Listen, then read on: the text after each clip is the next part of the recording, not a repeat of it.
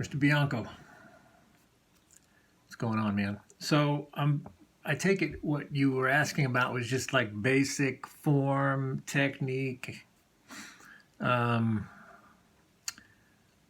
maybe warm up stuff, what you do to keep in shape and to play with proper technique. So, I mean, depending on who you ask, proper means, it's different definitions, right? So for me, I find that these two hands go out of sync if I don't practice. I can usually always pick up the guitar and play something decent and feels semi-comfortable. But what goes away, what expires after a while, is the sync between these two hands, between picking and fretting. So there's a couple of things I do just to kind of get going. I usually start here at the 12th fret, work my way down. So everybody knows this kind of routine where you play, right? 1, 2, 3, 4.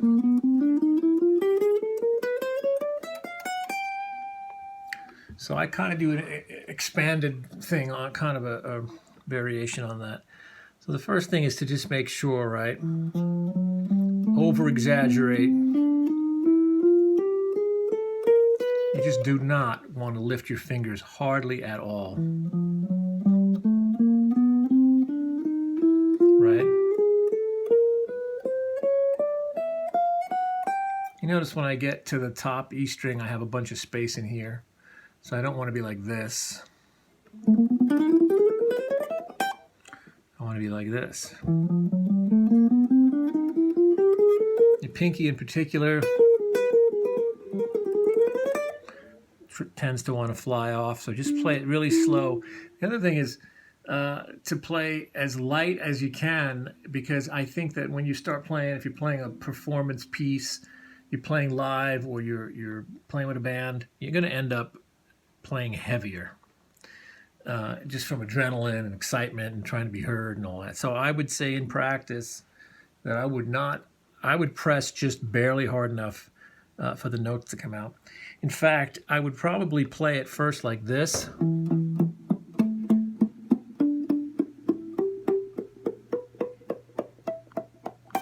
So obviously I'm pressing so light the notes are not making contact. The string doesn't touch the fret. If I touch a little harder than that, I get this kind of buzzy, still not quite enough pressure, right? As soon as I hear a clear note, that's enough. I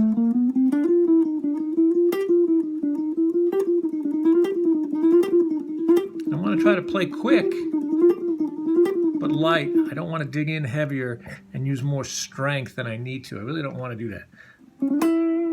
You can always kind of crank up the pressure, but if you're not used to playing lightly, you won't be able to kind of dial it back. You'll always kind of be a little clumsy, a little heavy-handed. So I do this routine with all those things in mind. My right hand, alternate picking for this type of thing anyway, right?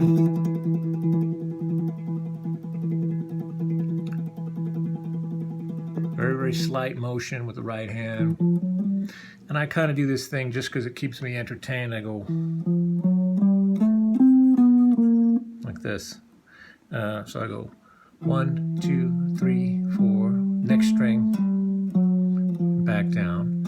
So 1, 2, 3, 4 on the E, 1 on the A, 4, 3, 2, 1 on the E string.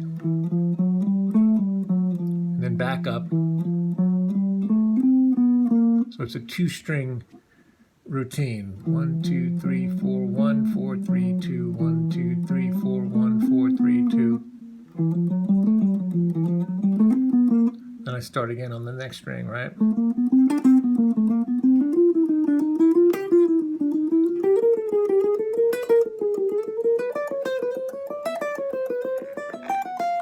Really kind of watch my pressure, because like I said, from string to string, you'll feel a different amount of resistance, a different amount of rebound off the string. So play really slow and purposeful.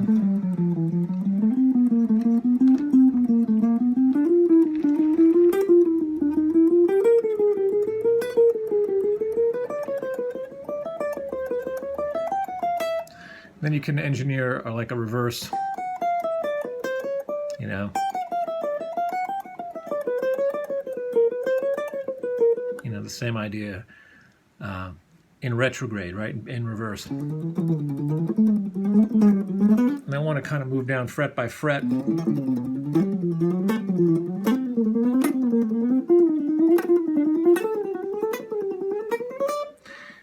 Until I get to the first fret, and you'll feel a difference when, you know, between the way the string is kind of rubbery in the middle here. It gets tighter down here, so it's important to do this everywhere because you know, even really high up, because the tension of the string, the flexibility of the string, the rebound off the pick, all that stuff changes depending on what position you're in. After I do that, I usually do the same thing, but I put a whole step between the first and second finger and a whole step between the third and fourth finger. So I do this. All right.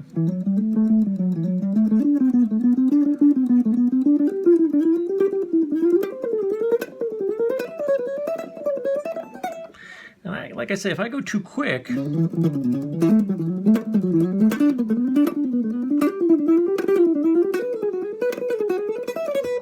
that wasn't too bad, but if I go quicker than that right away, I start to feel a flam, right? Meaning, you know, the pick and the fingers don't actually hit the string at the exact same time. So this is an exaggeration of a flam, right? Like on a snare drum. When I put that's a flam. I really want the contact of the pick and the finger on the string to be precisely hitting at the same time. If I go too quick too soon, I lose that, and I end up getting kind of a sloppy, flammy thing going. So that's it. After this,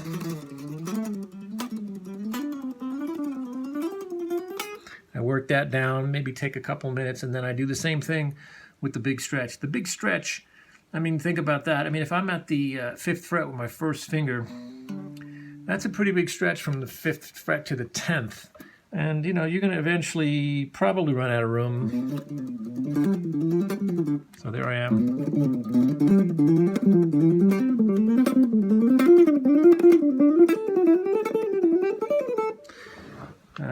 Third fret's kind of pushing it. I mean, maybe I could do it between that's the 3rd fret and the 8th, right?